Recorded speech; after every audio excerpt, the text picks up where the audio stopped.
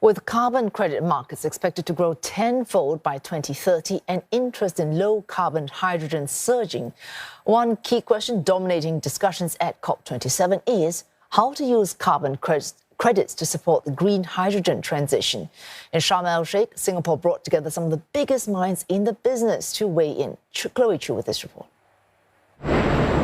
When it comes to powering the green transition with carbon markets and low-carbon hydrogen, there's interest, demand, and momentum, but daunting challenges remain. One of them is how to involve developing countries in the transition. Well, it's very clear that a lot of developing countries have huge potential for generating renewable energy that is far away from demand centers. So one example for me is always Patagonia with this huge wind potential, but being thousands of kilometers away from the demand sources. So to harness those huge resources of renewable energy, we need energy carriers like green hydrogen. One of the questions I've asked people, like, why aren't there more in renewable energy projects in developing countries? And a lot of times the answer is we just don't have the transmission and distribution network. This is it. And this gives the opportunity for developing countries to get on the map.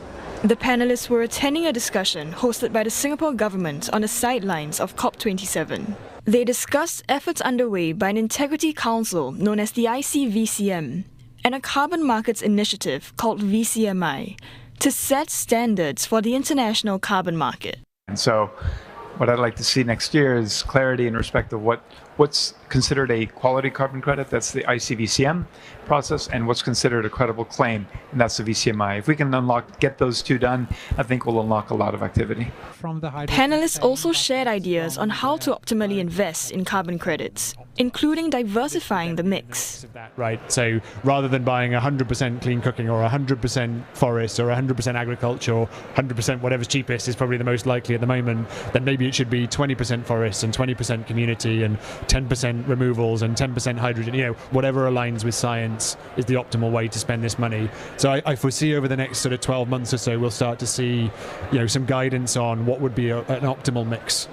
The carbon credit market is expected to grow by more than 30% through 2027, with a value reaching nearly 3.4 trillion Singapore dollars, according to research firm Coherent Market Insights.